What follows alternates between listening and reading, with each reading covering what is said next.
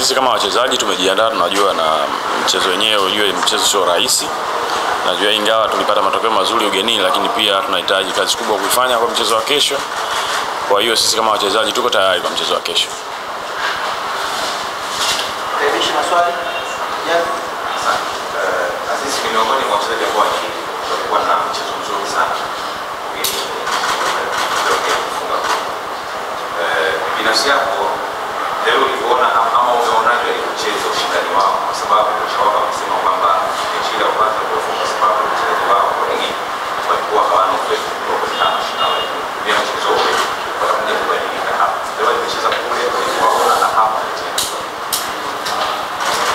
unajua mpira bwana na mchezo ambao wa wazi. Kama unaangalia kipindi cha pili pia kuna namna pia onao walikuwa nakuja upande wetu. Kwa hiyo kama sisi team tunajua washikaji watakuja vizuri kwenye mechi ya kesho, na nadhani pia watakuwa hawana cha kupoteza.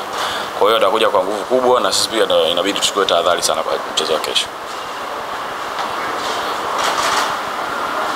Swali lingine kwa sisi kabla ya kurudi kuna kupumzika.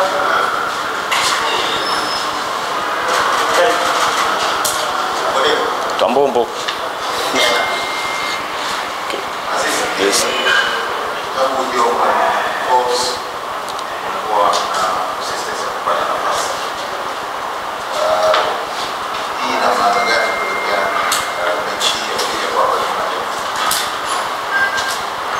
Kama mchezaji kwanza unakuwa na malengo binafsi, alafu malengo ya timu.